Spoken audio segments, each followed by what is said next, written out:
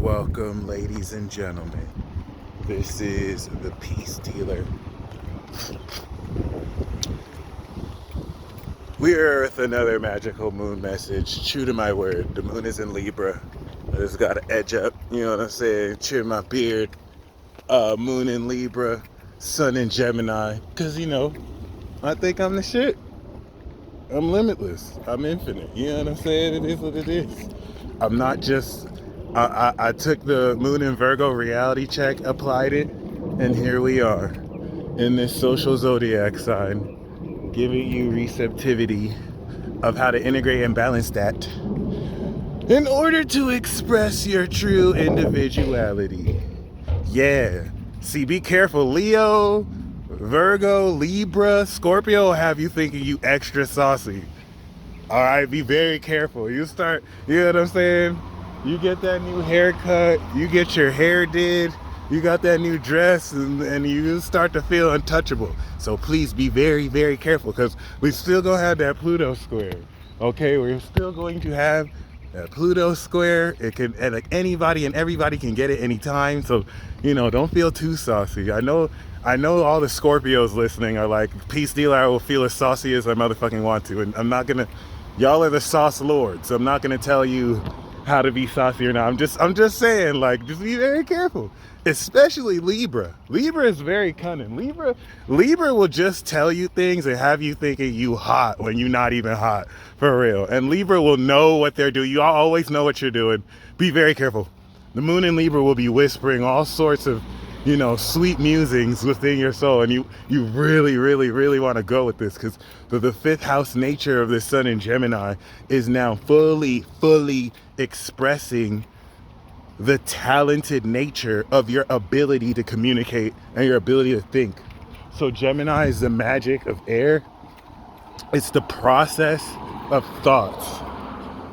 It's what thoughts are, but the actual action, the cardinal function of air is what I'm doing right now. I'm communicating to you, Libra.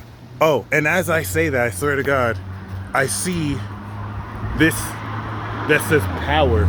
Let me see if I can zoom in on that. As I say function, okay, this is a certain power to communicate, right? A lot of y'all see me on the internet and then you see me in person, not knowing I don't have any Libra energy in my chart. So then y'all get all disappointed or confused, like, what the heck? Like, where is this dude on YouTube we see? And it's like, no, hold on. So shout out to the Libras, because Libras, suns and moons are receptive and aware of social cues. Once again, whereas you have the ultimate and the strongest sign, well, the ultimate is Pisces, but the strongest sign is Aquarius, which is the knowledge of air. All right, this is the substance and knowledge to really see if you know what you're saying versus just saying whatever. Okay, that's the quality of your thoughts. Then you have the actual ability to think.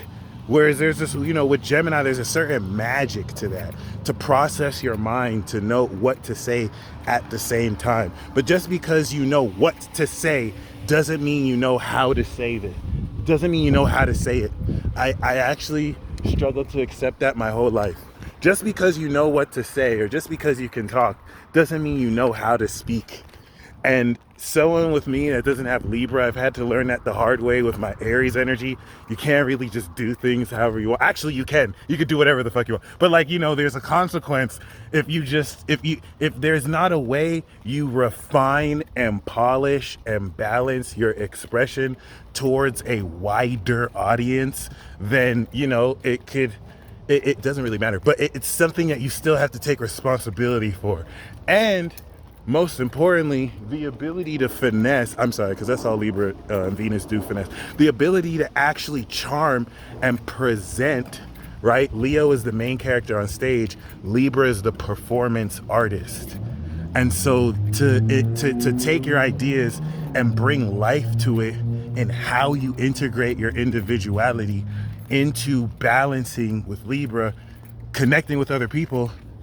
Now, as a part of this Gemini season where we're integrating the new moon that we activated, This is going to be very fun. You're going to really legitimately see full expressions of your talent that may even shock you. And just know this is just the beginning. You'll feel that you've leveled up with the moon opposite, Jupiter and Aries. And this is evidence that the new abilities, this update, you could also think of every Gemini new moon as a firmware update in the way you think.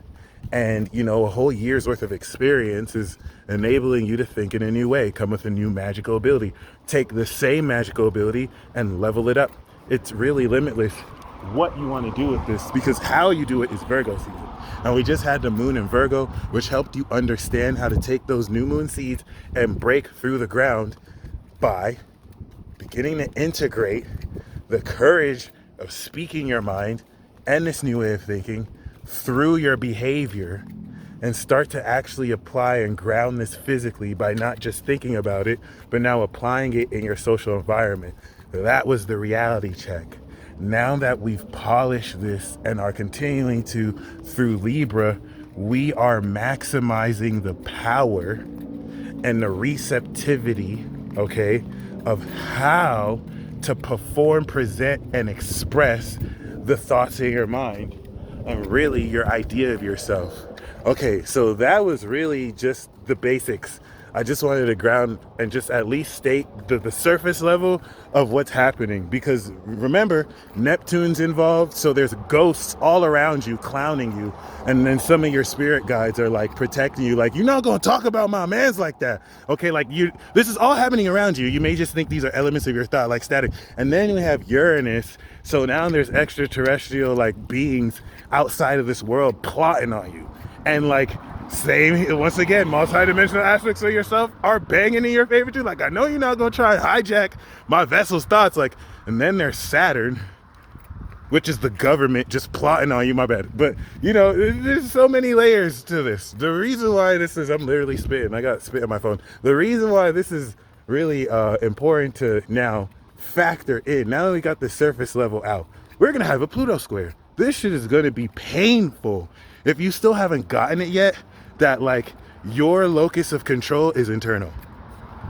If you still haven't, like, that hasn't switched yet, and you haven't necessarily accepted that no one can make you feel anything but yourself, then this is going to suck. This is going to be very extreme. And that's why I'm saying be careful, because, Leo will have you feeling groovy. Leo will have you feeling like you're the shit. I'm not gonna lie. And Libra and Virgo is actually very modest. Virgo is subtly Leo though. Like they do it without having to say much. But Libra and Scorpio will have you feeling like you saucy. I promise you.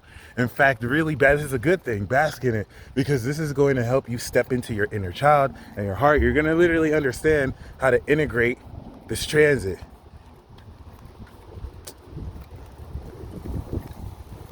And in the integration of this transit, this is going to provide you ample technique and skills moving forward, but mainly technique, right?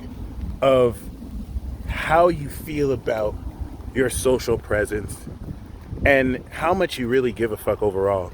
Because outside of that Pluto square, which is going to really extremely, due to outside forces, or external forces, give you a breakthrough into transforming out of outdated expectations and new self-definition in social interactions. There's certain shit you used to do with people you're never going to be doing anymore. And it's going to jar them, because this is also quincunxing Uranus and Taurus. So now eccentricities about yourself you suppressed, that you're not suppressing anymore, are now showing in these, dynamics in your relationships. And this is the most important part, especially with the South Node Scorpio. Whereas people got away with just passive aggressively suppressing it, you have your dick out. Ladies, you have your dick out and you're like, this is me, take it or leave it. Like, I have nothing about myself to apologize for. I take accountability for what I do. If I'm too weird for you, you're welcome to actually show me in a mature way, instead of thinking that I have to get any hint because I'm not a child. And I'm hoping you're not too. Like, this is groundbreaking. This is very groundbreaking. And it's not like many of you haven't reached this place a long time ago, but you're reestablishing that. Once again, this is very tied to the South Node in Scorpio. The closer Uranus gets to the North Node, especially with Venus, is putting you in an opportunity to manifest this sense of self-appreciation, value, and worth. And all this is hyper accelerating so much growth. You're leveling up so fast, your brain can't even process it. So you're not even aware of how much you've grown. And it's not until you take these actions, it's not until you're in these social interactions that you're realizing, oh shit, I done leveled up. Like this is like you're experiencing this right now. You're watching me, you want to really have fun.